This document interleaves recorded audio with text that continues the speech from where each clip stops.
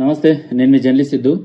అయితే వక్ఫ్ బోర్డుకి సంబంధించిన ఒక స్క్రీన్ షాట్ అండ్ ఒక క్యూఆర్ కోడ్ అయితే మనకు సోషల్ మీడియాలో చాలా వైరల్ అవుతుంది. అండ్ మన వాట్సాప్ కూడా ఇలాంటి క్యూఆర్ కోడ్ వస్తుంది. అండ్ దాన్ని స్కాన్ చేయండి. స్కాన్ చేసి వక్ఫ్ బోర్డుకి అగేన్స్ట్గా లేకపోతే వక్ఫ్ బోర్డుకి సపోర్ట్గా దీంట్లో ఏవైతే ప్రశ్నలు ఉంటాయో దాన్ని మీరు ఫిలప్ చేయవచ్చు. అండ్ దీని గురించి మీరు గవర్నమెంట్ని ప్రశ్నించవచ్చు. అండ్ వక్ఫ్ బోర్డు ఉండాలా వద్దా అనేసి అక్కడ మీరు మాట్లాడవచ్చు అనేసి అయితే ఒక వీడియో వైరల్ అవుతుంది. అండ్ కొంతమంది స్క్రీన్ షాట్స్ తీసుకొని ఈ క్యూఆర్ కోడ్ని స్కాన్ చేయండి అనేసి అయితే చెప్తున్నారు. అయితే దాంట్లో నేను కొన్ని పాయింట్స్ మాట్లాడదాం అనుకుంటున్నాను. ఏదైతే సోషల్ మీడియాలో మనకు వైరల్ అవుతుందో అది మధ్యలో కొంతమంది మిస్యూజ్ చేసి దాన్ని మనల్ని మిస్గైడ్ చేస్తున్నారు అనమాట.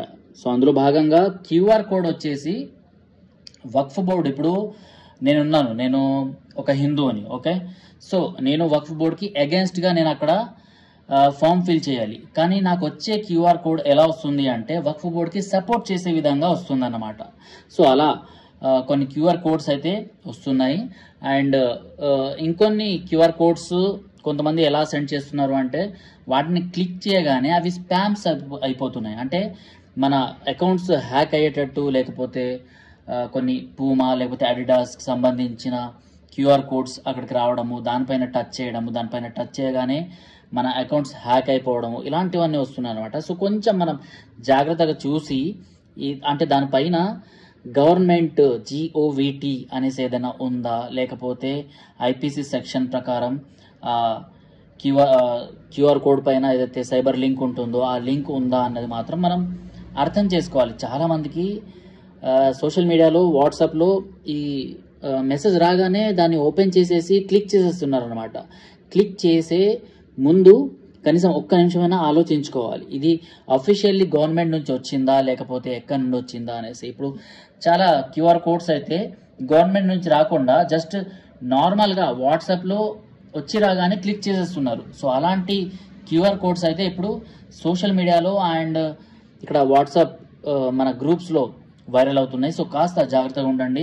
అండ్ అఫీషియల్లీ వక్ఫ్ బోర్డు గురించి అమిత్ షా గారు ఎప్పుడైతే మాట్లాడారో, హోమ్ మినిస్టర్, సో అప్పుడే ఒక లింక్ అన్నది జనరేట్ చేసి పంపించడం జరిగింది. సో ఆ లింక్ కనుక మీకు ఇంటర్నెట్లో దొరికితే అలాంటి లింక్స్ పైన క్లిక్ చేసిన తర్వాత అక్కడ ఒక 10ల సంఖ్యలో క్వశ్చన్స్ ఉంటాయి. ఆ క్వశ్చన్స్కి మీరు ఆన్సర్స్ ఇవ్వాలన్నమాట. నిజంగా మీ ఏరియాలో అలాంటిది ఏమైనా జరిగిందా అనేసి వాళ్ళు అడుగుతారు. లేకపోతే వక్ఫ్ బోర్డు అసలు ఉండాలా వద్దా అనేసి ఇలాంటి క్వశ్చన్స్ వాళ్ళు అడుగుతారు అనమాట. బట్ మనకు ఓపెన్ అయ్యే చాలా మట్టుకు స్కానర్స్ ఏవైతే ఉన్నాయో ఆ స్కానర్స్ వచ్చేసి డైరెక్ట్గా ఓపెన్ చేసేసి మన మెయిల్ని సెండ్ చేసేస్తున్నారు అనమాట.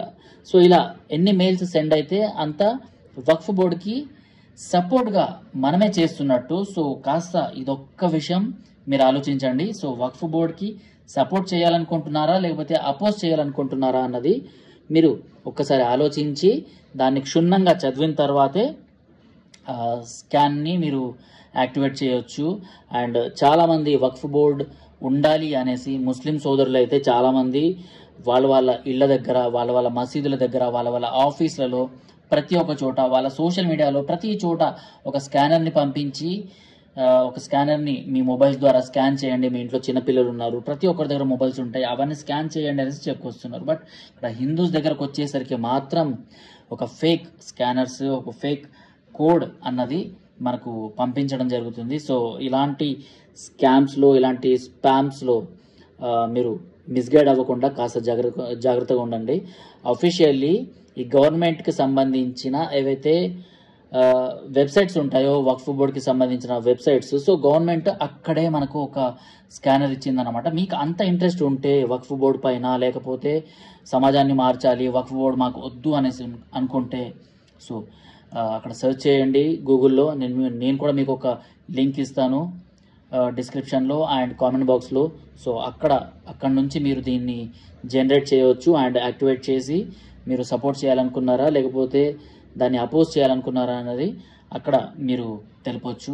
సో ఇది అంటే స్పామ్స్ బారిన పడకండి, ఎందుకంటే సైబర్ లింక్స్ ఎలాంటి డేంజరస్ కోడ్ స్కానర్స్ పంపిస్తున్నాయంటే మీ డబ్బులు కూడా మీ ఖాతా నుంచి వెళ్ళిపోవచ్చు అన్నమాట. సో ఇలాంటివి ఇంతకుముందు ఎన్ఆర్సీ టైంలో అండ్ కోవిడ్ టైంలో మీరు ఫలానా మనుషులకి హెల్ప్ చేయాలనుకుంటున్నారు అనేసి కొన్ని స్కానర్స్ ఇలాంటివి కోడ్స్ పంపించడం జరిగింది. సో దానివల్ల మన మొత్తం ఖాతా మొత్తం వెళ్ళిపోయే ఛాన్సెస్ ఉంటాయి. సో కాస్త ఇది ఆలోచించుకోండి. ఆఫీషియల్లీ గవర్నమెంట్ నుంచి వచ్చింది అంటేనే సోర్స్ మీకు ఎవరైతే పంపిస్తారో వాళ్ళని ఒకటికి 2 సార్లు అడగండి. అంటే మీరు దీన్ని యూజ్ చేశారా, లేకపోతే ఇది గవర్నమెంట్ నుంచి వచ్చిందా, లేకపోతే సోషల్ మీడియా నుంచి వచ్చిందా అనేసి ఒకసారి అడిగిన తర్వాత దీన్ని యూజ్ చేయండి. అండ్ వక్ఫ్ బోర్డు గురించి మీరు పాజిటివ్గా ఉన్నారా లేకపోతే నెగిటివ్గా ఉన్నారా అన్నది కూడా కామెంట్ బాక్స్లో తెలపండి. టిల్ దెన్ జై హింద్, జై భారత్.